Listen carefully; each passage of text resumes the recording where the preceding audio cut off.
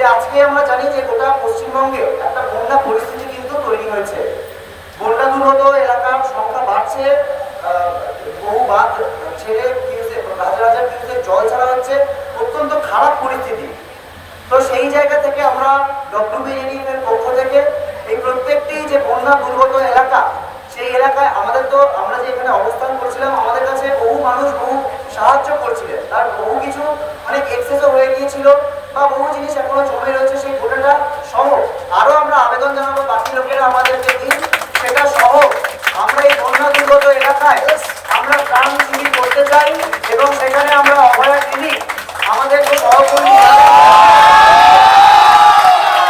এই প্রত্যেকটা বন্যা দুর্গত এলাকায় আমরা চাই যে আমরা সেসব জায়গায় গিয়ে অভয়া ক্লিনিক করবো এবং মানুষের প্রতি আমাদের যে দায়বদ্ধতা সেটা আবার প্রত্যেকের কাছে তুলে ধরবো, এটুকু আমরা জানাবো।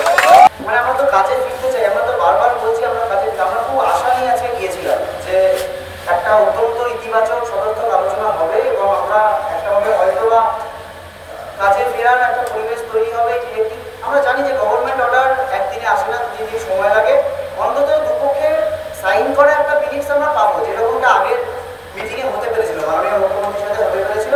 সেটাতে এগ্রিমেন্টও লেখা থাকবে, যে পয়েন্টে ডিসএগ্রিমেন্ট সেটাও লেখা থাকবে, অন্তত কি বিষয়ে আলোচনা হয়েছে সেটা অন্তত থাকবে। কিন্তু সেটুকু কিন্তু আমরা দেখতে পাবো। যেমন প্রিন্সিপাল হেলথ সেক্রেটারি প্রশ্নে আমরা আগের দিনের মতো আজকেও বলেছিলাম, সেক্ষেত্রে তারা তাদের অপারগতার কথা জানিয়েছিলেন। আমরা বলেছিলাম যে ঠিক আছে, সেটুকু থাক যে আমরা দাবি জানিয়েছি, কিন্তু আপনারা অপারগ।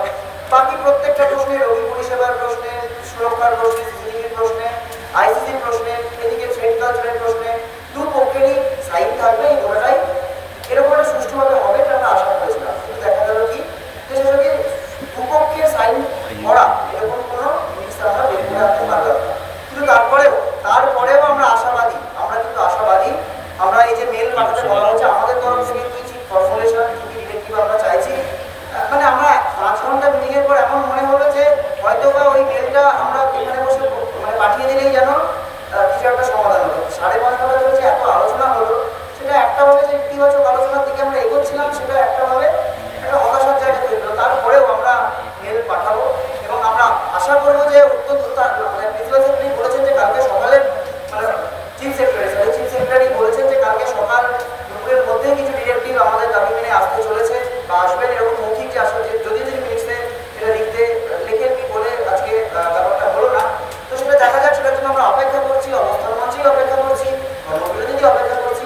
কিন্তু তার সাথে আরো দুটো কর্মসূচির কথা আমরা জানিয়ে দিতে চাই। আগামীকাল আমাদের সিনিয়র ডাক্তারদের বিভিন্ন সংগঠন, আমরা যে ট্রেড কালচারের কথা বলছিলাম তার সাথে ওতপ্রোতভাবে ওয়েস্ট বেঙ্গল মেডিকেল কাউন্সিল ডব্লিউবিএমসি, তার উপরে বসে থাকা কিছু মাথা, এই দুষ্টচক্রের মাথা আমরা সবাই জানি, এতদিনে জেনে গেছি দুর্নীতি মাথা। তো সেজন্য ডব্লিউবিএমসি একটা অভিযানের তারা ডাক দিয়েছেন। তো সেক্ষেত্রে আমাদেরও একটা টিম সেখানে গিয়ে তাদের সাথে জয়েন করবে এবং নাকি আমাদের কথাটা শুনছেন, তাদের সাথেও একসাথে জড়িত হবে, এটা আমরা চাই। এবং দ্বিতীয় কথা, খুব ইম্পর্টেন্ট কথা, যে আজকে আমরা জানি যে গোটা পশ্চিমবঙ্গে একটা বন্যা পরিস্থিতি কিন্তু তৈরি হয়েছে। বন্যা দুর্গত এলাকার সংখ্যা বাড়ছে, বহু বাঁধ ছেড়ে হাজার হাজার কিউসেক জল ছাড়া হচ্ছে, অত্যন্ত খারাপ পরিস্থিতি।